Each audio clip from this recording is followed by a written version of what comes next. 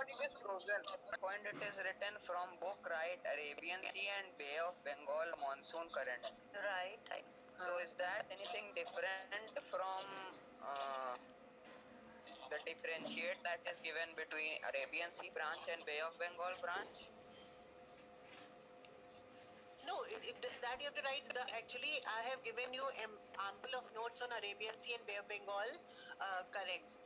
But in those notes that I had given you, the notes were based on, it was an explanation of how they travel, how much they collect, where do they go, how many branches are there, but the sub branches of Arabian Sea monsoon current and the Bay of Bengal monsoon current. But when you are comparing these two, you have to write only 2 points, that they are blowing over the Arabian Sea, they are blowing over the Bay of Bengal, they carry more moisture, they carry less moisture, all those type of things. Okay. Yes, ma'am. So I have written. So that is why I was having a confusion, because we have written that much before. Acha, matlab you have to write about the difference sometimes in the examination. Sometimes they will ask you, how does the Arabian Sea monsoon current bringing rainfall to India?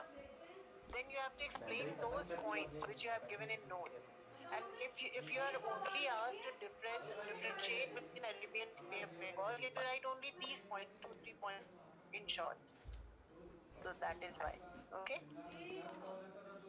Any other question, children? Any other question?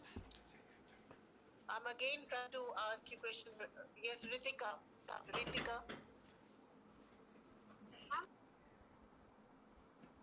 Yes, ma'am. Can you tell me this answer? I will be disheartened otherwise. If I am doing so much of work, I'm writing notes, I'm giving you voice messages and no answer, so it will be very. Then I will give you notes only then directly. Ma'am, the range will be more. The range of temperature will be more in the interior. Range of means the annual range. Yes, ma'am. Annual range of temperature will be more when the place is in interior of the continent. when the place is in the interior of the continent, right? And if both the places, like if the place is given on the coast and the temperature is low, annual range of temperature is low, and you can understand that the place is on the coast, then how would you find out whether it is the eastern coast or the western coast? Ma'am, the Arabian Sea branch has more moisture, and the Bay of Bengal branch has less moisture. So the one where there is lesser range of temperature would be the western coast. I think you are getting confused.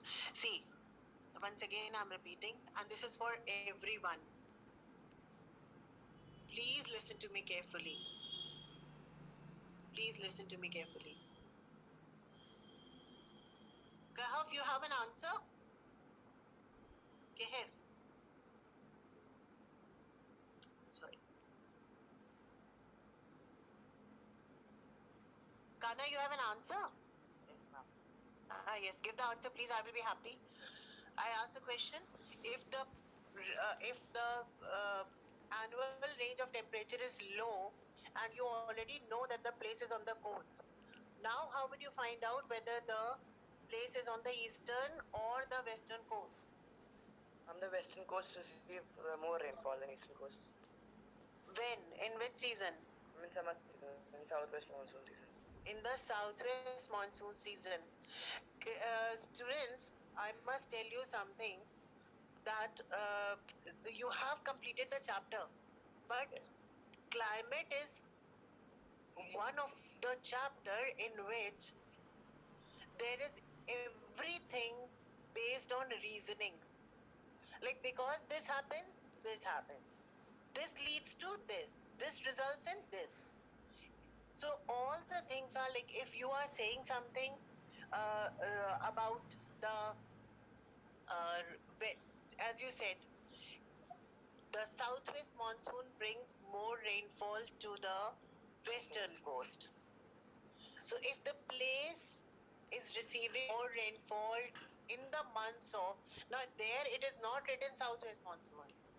You have have to find out only with the help of the table which is given.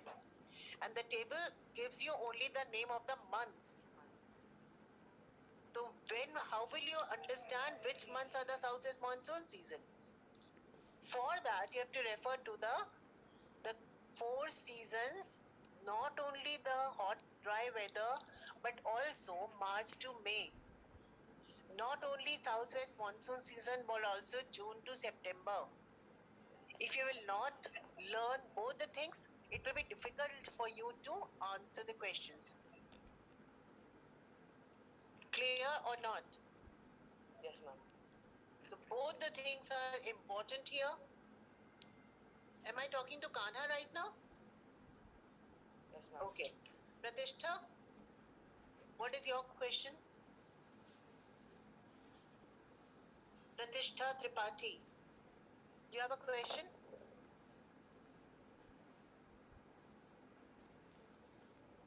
Pratishtha, you have a question? No.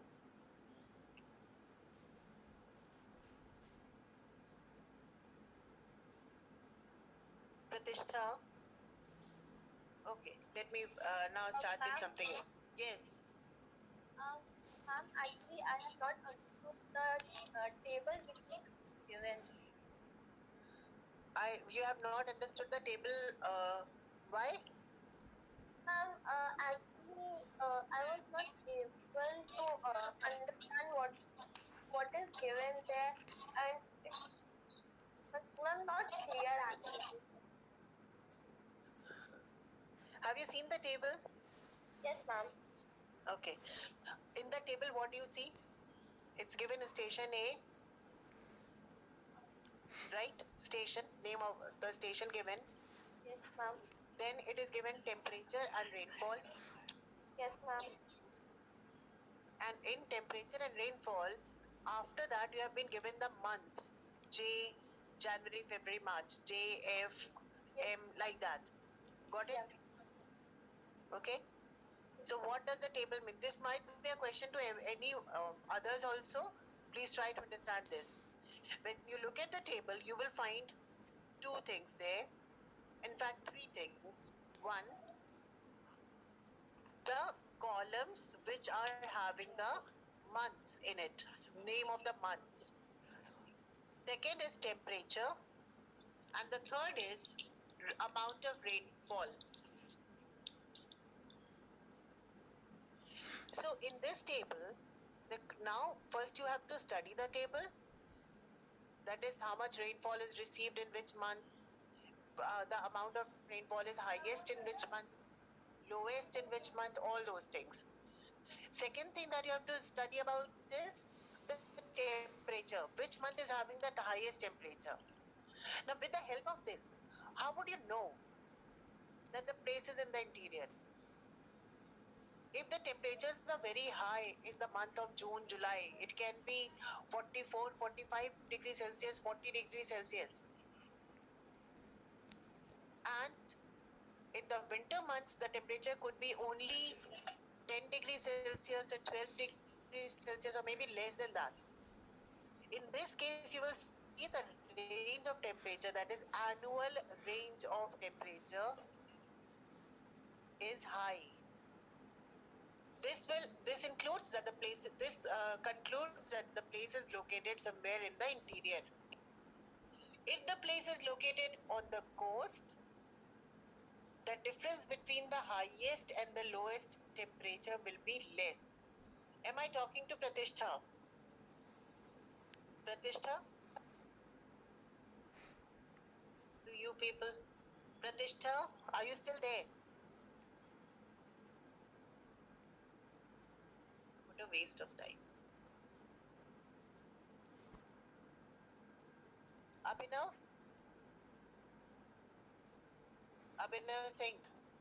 Abhinav Kumar Singh, are you there? Yes, ma'am. If you ask a question, suppose if you ask a question and if you're not there to answer me whether you have understood or not, like I'm not talking about you, I'm talking about others. How will I know whether what I'm explaining is going to you or not? So I'm asking you a question. Was I clear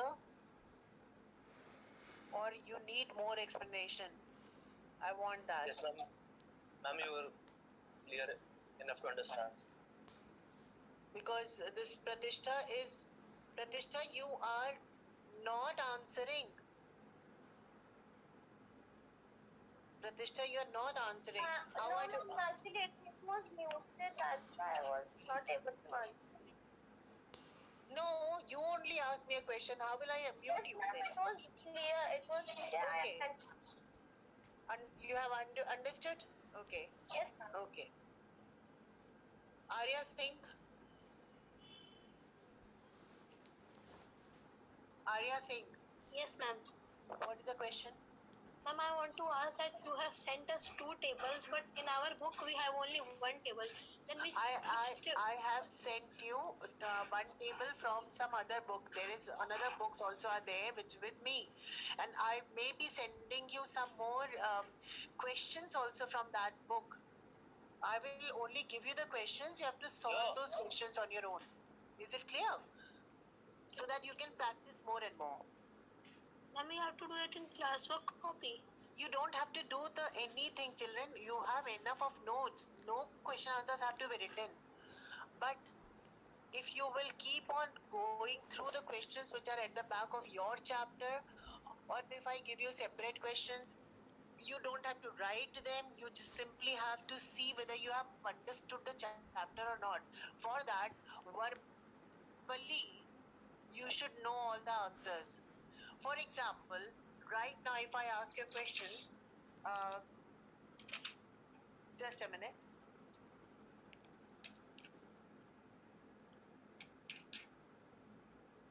If the question is this, name the factors affecting the climate of a place. Do you know the answer? Yes, Okay. ma'am. Then question, what type of climate is found in India? Name the chief characteristic features of the tropical monsoon type of climate. What are onshore winds and what are offshore winds? State the importance of monsoon season in India. Which is more important, Bay of Bengal or the Arabian Sea monsoon current? Now, these type of questions, there are several questions like this. Another question, why does Kanyakumari have experienced equable climate? Why does central Maharashtra get scanty rainfall? Which part of India gets rainfall in winter? What is meant by rain shadow area? Why does Punjab get rainfall during winters? Why Punjab has, what are the 3 sources by which Punjab gets rainfall? And these questions are given in your notes as well as in your books.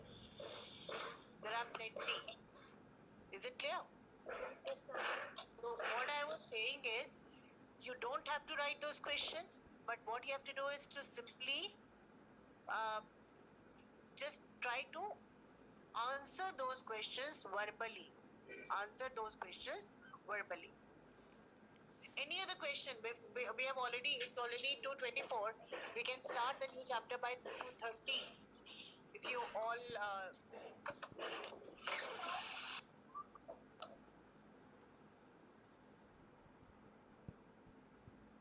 Is there any effect on the rainfall due to moisture? of course, but it all depends upon whether the winds are getting an obstruction in their path or not. Do you understand it? Yes. Like if the winds are bringing the moisture, and if they do not need an obstruction, then they might they might shed moisture.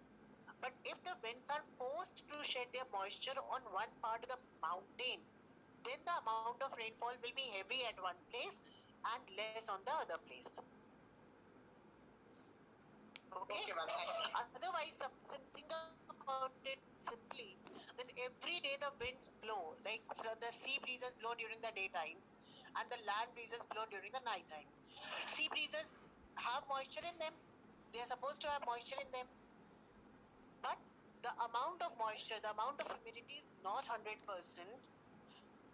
and because of that, every day these places do not get rainfall.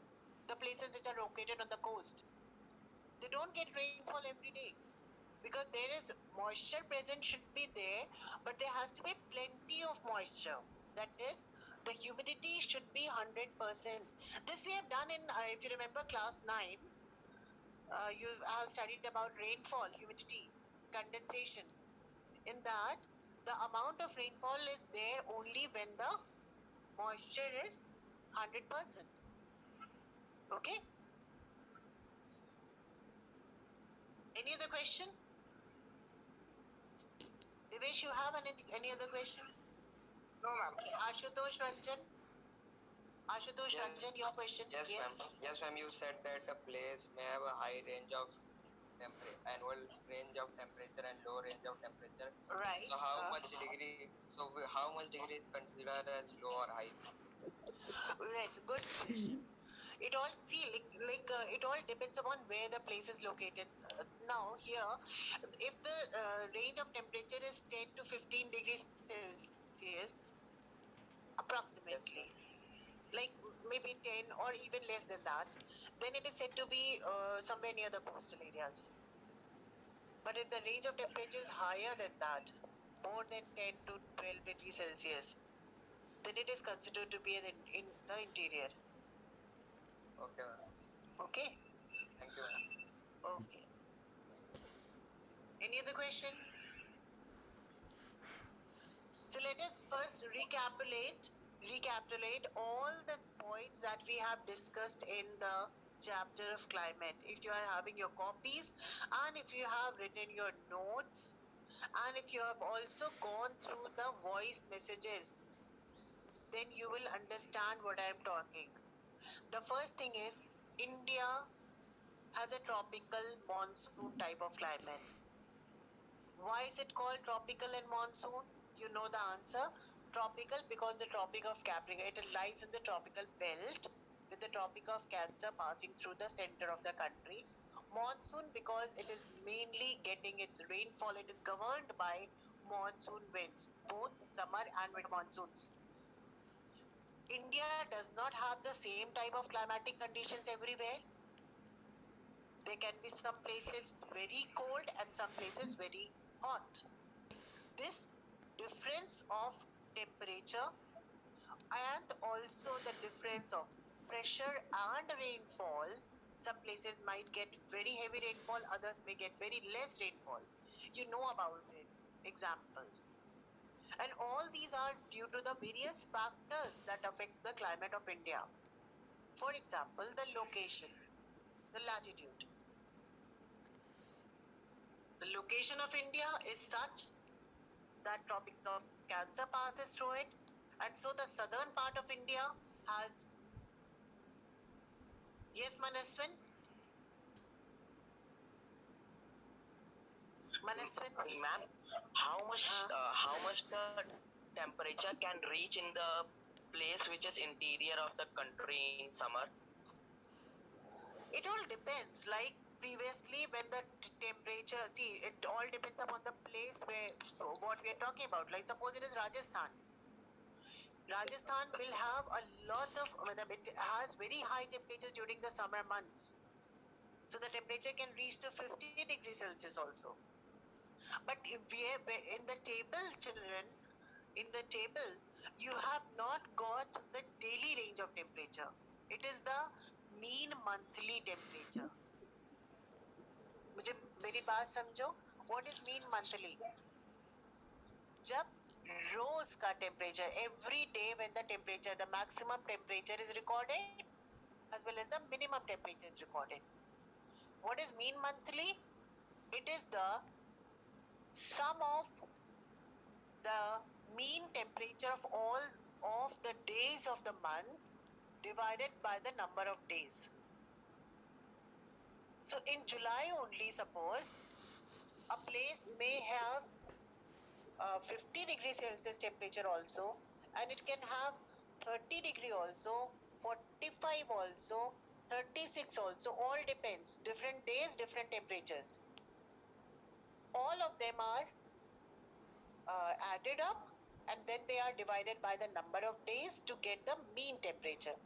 So what you can see on the table, like January has 10 degrees Celsius, July has 35 or 40 degrees Celsius. It all is the mean monthly temperature. Similarly, you also have the mean monthly rainfall. That is all the number of days, whatever amount of rainfall they are receiving, divided by the number of days. So it gets the rainfall. You get the mean rainfall there. Is it clear now? Yes, ma'am. Okay. Any other question? Yes, Jayesh Kapoor.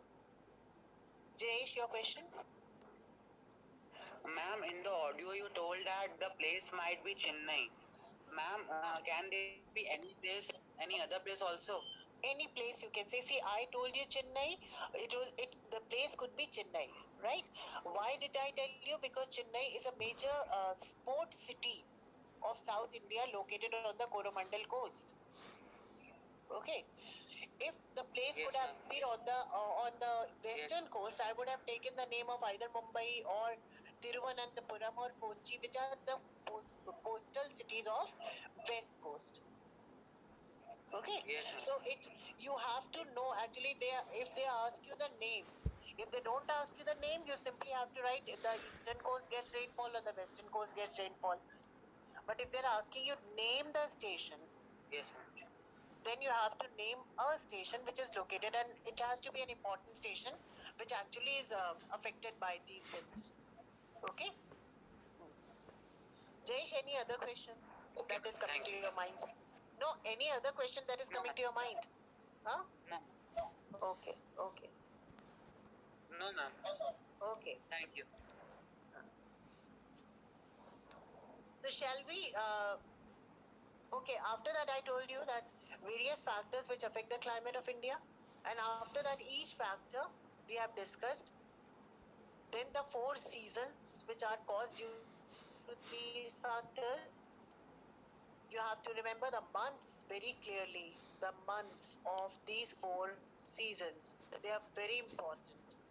And after that, we went on to describe all the four seasons, the hot and dry summers, the characteristics and everything.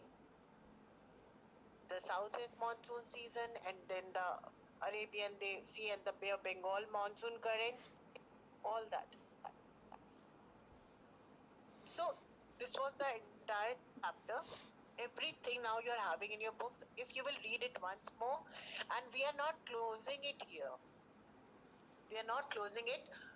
Any time while going through the notes or the questions, you have any question, even if you are doing any other chapter, soil we are doing. If you have any question, you may ask. Okay. So now coming back to the next question, that is soil. See, only the number of participants today is 151. Out of, I do not know, 300 and some. Now it has become 152. Where are these participants going? I do not know. Half of you are not even attending the class. But I have to somehow, it's important for me to those who are attending for them. So let us now start with soil resources of India. But before we discussed about the soil resources of India, you should understand what is soil and how is it formed. Remember that last year you have studied the chapters of weathering, whether you studied with an interest or not, weathering and denudation. But the soil is the uppermost layer of the crust on which life depends. It is a fertile layer of soil, the uppermost layer on which life exists. If there would have been no soil, there would have been no food, there would have been no life there. So it's a very important thing. How is the soil formed? Remember when the earth was being formed, the entire earth was a chunk of rock. That is, only the igneous rocks were formed earlier. And these rocks were further broken. No human interaction, only the forces of nature, the temperature, the amount of expansion and contraction due to temperature, then rainfall, humidity, all those were the factors which broke those rocks.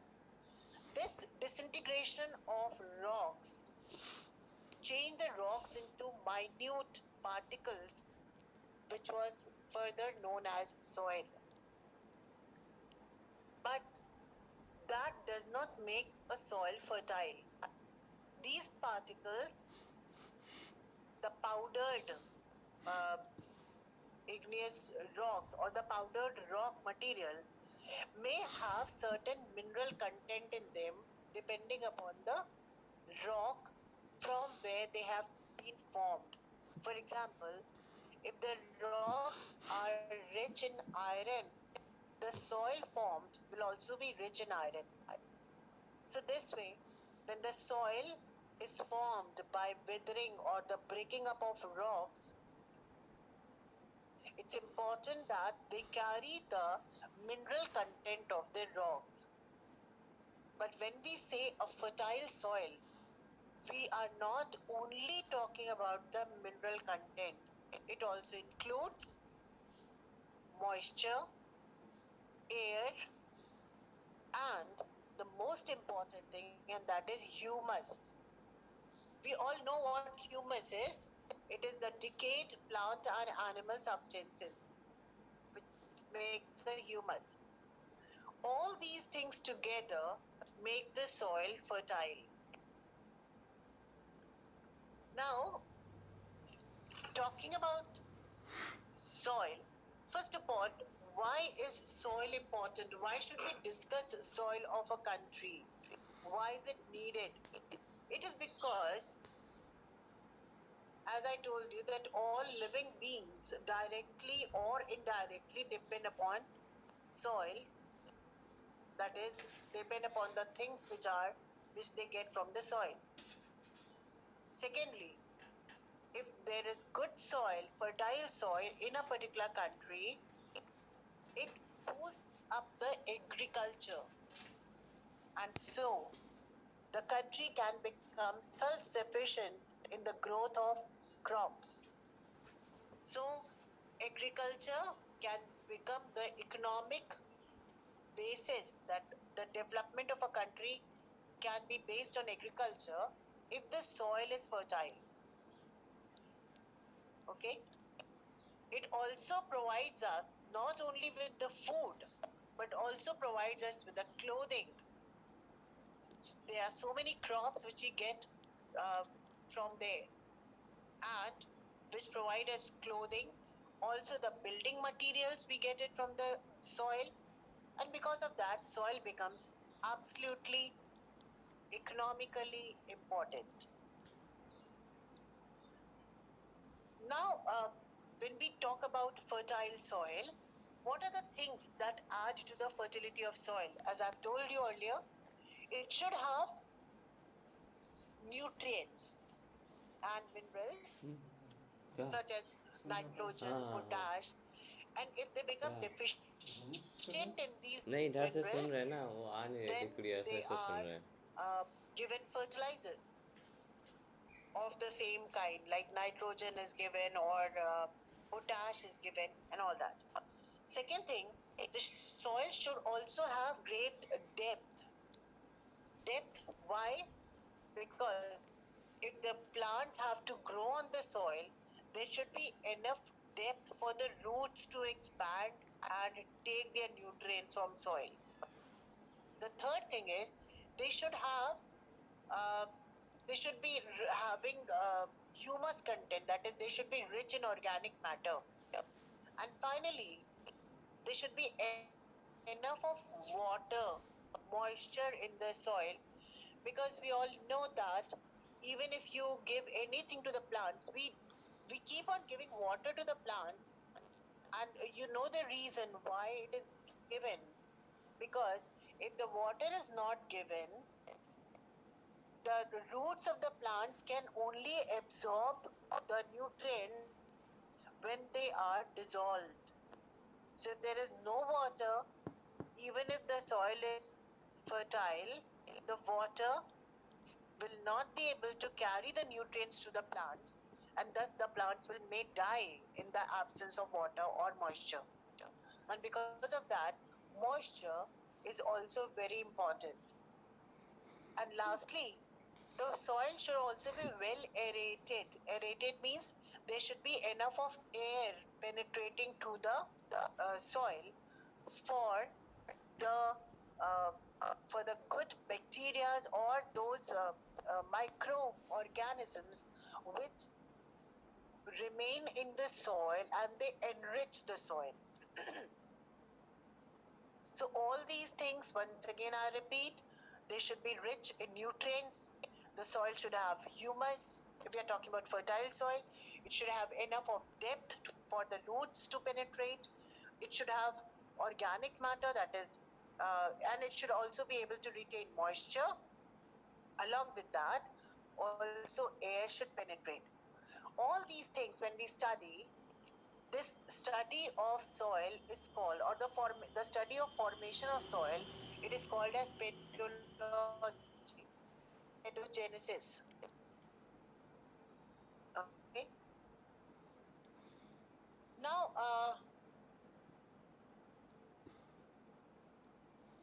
when we are talking about soil, another thing that is important here to understand is there are various types of soil.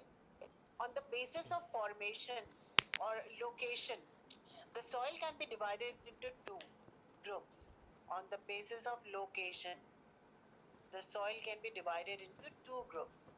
One, the residual soil. Residual soil means the soil which when the soil is broken or disintegrated from the parent rock, it remains at the place where it is formed. Once again, residual soil is the soil which is formed and it remains at the place where it has been formed. I'll give you an example here. The Maharashtra, Gujarat, and Madhya Pradesh, these regions were at a time volcanic regions of India. Yeah. Lava, volcanic places where the volcanoes or the lava used to flow. After that, they formed the igneous rocks. The volcanic or the lava rocks, when they started disintegrating, they formed the black soil, the black lava soil, which is good for cotton cultivation. Now, this black soil remained at the place where it was formed. Thus, it becomes a residual soil. On the other hand, there is alluvial soil. Alluvial soil is the soil which is brought by rivers. That is, it is carried by agent of erosion, mainly the rivers. And when the rivers carry the soil formed at one place, it take it to another place. So they are formed at one place and they are deposited at other places. So alluvial soil becomes the transported soil. Alluvial soil becomes the transported soil. So again, on the basis of location, the soil can be divided into two groups. One is residual soil, that is in situ. This type of soil remains at the place where where it is formed.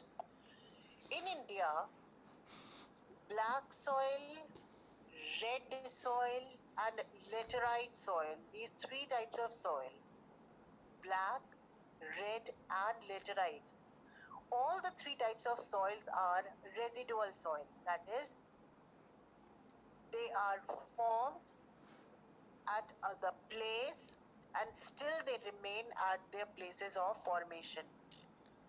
the only transported soil in India is the alluvial soil, which is transported from the mountains, then it carries, the water is carried, and then it spreads on the plains, and then it is taken to the coastal areas. So it keeps on traveling. Thus, a soil, the entire Ganges, the plains of Ganga, is formed from this alluvial soil.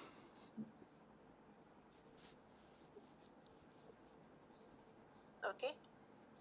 According to the composition, the soil can be of three types. It could be sandy, that is, if the percentage of sand is 60% and only 10% of clay is there, then the soil is said to be sandy. If the soil is clayey, मिट्टी चिकनी होती है, clayey, then it has 60% of clay and 10% only of sand. Once again, there are three types of soil on the basis of constituents by which the soil is formed. It could be either sandy or clayey, and lastly, it can also be loamy, L-O-A-M, loamy soil. So as I told you, the sandy soil will have more of sand and less of clay. A clay soil will have more of clay and less of sand. And a loam soil will have a mixture of clay, sand, and organic matter. So out of these three, the most important, the most fertile of them is the loam soil.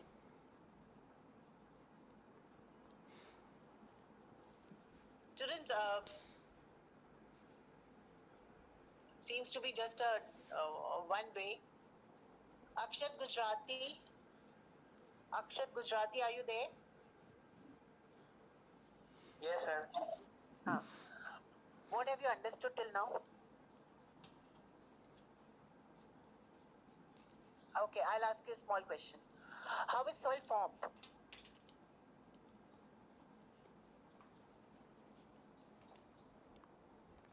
How is soil formed? Go on. Kehf, can you give me the answer? How is soil formed? It is formed by weathering of rocks. It is formed by weathering of rocks. So the disintegration and decomposition of rocks forms soil. Okay. So many hands are coming up now. Manu, you have a question? Do you have a question, Manu? No, ma'am. You want to answer?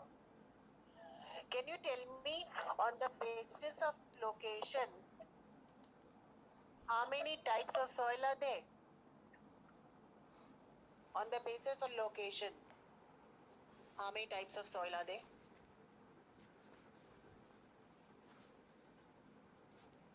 Someone? Kaushiki? Kaushiki, can you give me the answer? Yes, ma'am. Ma'am, there are two types of soil, residual and alluvial. Residual soil is a soil. Not alluvial, beta, residual and transported. I said, you said the right name, but alluvial is as an example of a transported soil. So there are two types of soil. One is residual. Yes, what is residual soil? Please continue. Which stays at the place where it was formed, and the transported soil is a soil which is actually taken away from its place by the agents of erosion. Very good. Very good. Thank you. Okay. So on the basis of constituents, how many types of soil are there? On the basis of constituents. Yes, Divyash? On the basis of constituents or composition. Yes, ma'am. And on the basis of constituents, there is three types of. Ma'am, on alluvial soil, or you are asking about this? Like composition. Then there are three soils. Right. And the names are loam, L-O-A-M, loam, and other two. Oh my God, I forgot. Loam and clay soil and one sandy soil. Very good. If I say if the soil is sandy, what do I mean? What do I mean by that? Sandy soil have large concentration of sand in it. Right. Acha, if a soil will have a large concentration of sand and if you pour water on it, what will happen? Will the soil retain the moisture or it will become dry after some time? Retain the moisture. If the soil is sandy, it will retain moisture. Maybe, I don't know. Yes, no, retain the. I think. It will absorb moisture, but will it retain? No, retain. No, no. Absorb. It will absorb, very good. Yes, It will absorb the I didn't know water. the meaning of retain. That's why. Acha, retain means can it contain water for a longer period of time? Sand. No. If the water, if we pour water on a sandy soil, the water can pass through the soil very easily. No, ma'am. Okay. It cannot be passed. It will be absorbed in it. It will be absorbed by the soil now. Yes, But ma'am. where will the water go? It will seep down, Yes, ma'am. right? So the upper layer will remain Dry. again. Got the point? Yes, ma'am. I got the point. Okay. And now what about clay soil? Ma'am, clay soil What have will a happen large to the clay soil?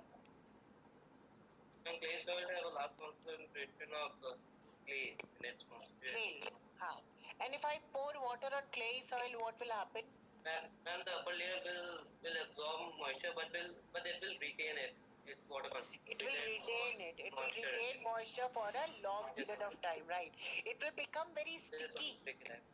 It will become sticky. And when it will become dry, suppose after the moisture is gone, evaporate, then what will happen? Ma'am, if all water is poured out from it, from the clay, it will become a dry and like a powdery. Hard, dry, right. No, it will not become powdery, child. Sandy soil will become powdery. But the clay soil, it will become sticky when wet and it will become very hard when dry. And it will also form cracks in the soil. चिकनी मिट्टी ऐसे कभी किसी चिकनी मिट्टी में पानी डाल के देखो तो पहले तो बहुत इजीली एब्जॉर्ब नहीं करेगी अगर धीरे धीरे पानी डालोगे तो वो धीरे धीरे एब्जॉर्ब कर लेगी और मॉइस्चर को रिटेन करेगी लेकिन अगर ये मॉइस्चर सूख जाएगा सारा मॉइस्चर सूख जाएगा तो उसके ऊपरी सतह पे सॉइल उस मिट्टी की ऊपरी सतह पे क्रैक फॉर्मेशन होगा ठीक है so these are the characteristics of sandy and clayey soil so and finally loam soil what is that And loam soil has both the constituent right composition of sandy and clay, but it has one more constituent called humus. Organic matter humus so that makes the soil more fertile okay so can we say that the loam soil is best for cultivation as actually it is the best for cultivation right and ma'am clays and sandy soils are not able to they are also good for cultivation but they are good yes Pratham I am coming to you they are good for cultivation but they have to have some added like if the soil is very sandy they may add clay to it to make it they can repair it by making by adding clay to it okay yes Pratham your question Ma'am, I have a question from climate chapter. Okay. Ma'am, the table which we have given, can we say that the place which is given in the table is on the western or the eastern coast? No, actually when they are saying that you have to name the place, name the city or name this, what is the question then? Name it, na? Yes, ma'am. So for naming you have to name that. And if they are asking exact city or place. Exact city you have to name. Let me go through just look at the table once again.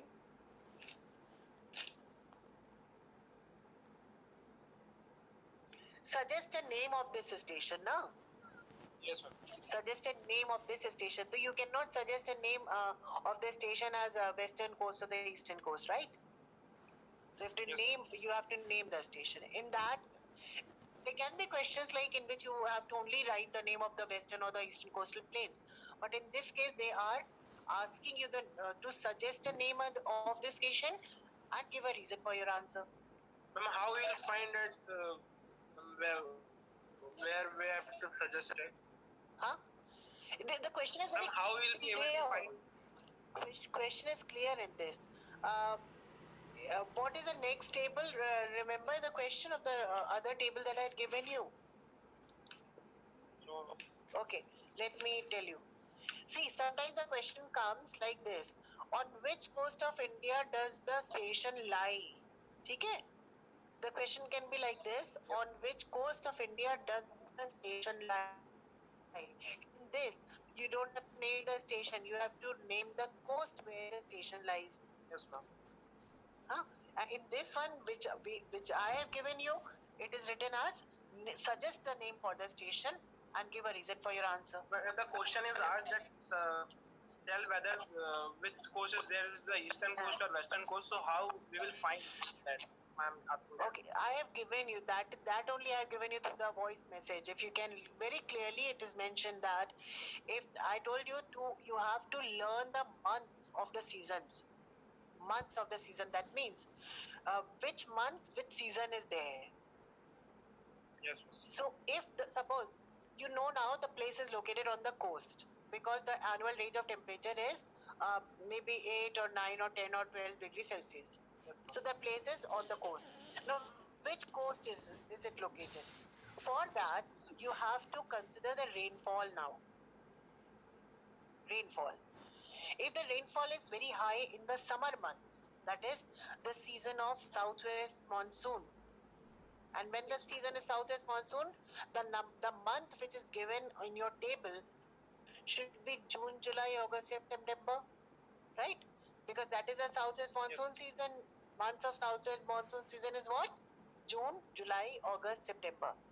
If the amount of rainfall is heavy in those months, then the place has to be located on the western coast. Because we know after completing the chapter that the western coast gets more than 200 of centimeters of rainfall during the southwest monsoon season. Whereas the amount of rainfall decreases towards east. This we have done in the chapter. Yes, ma'am. That means the Bay of Bengal does not get rainfall during the southwest monsoon season. This we know. Okay? So if the amount of rainfall is more in the months of June, July, August, and September, then the place has to be located somewhere on the western coast. And if the amount of rainfall is more in October, November, that is the season of retreating monsoon, and December, January, February, that is the season of winter. If that amount of rainfall is more in that season, it means the place is located on the eastern coast because you have already written that the northeast monsoons or the retreating monsoons, they are generally dry winds. All over India, they don't get rainfall. But the rainfall is on the eastern coast due to when these winds pick up moisture from the Bay of Bengal. Okay? So if the winds are getting moisture from there,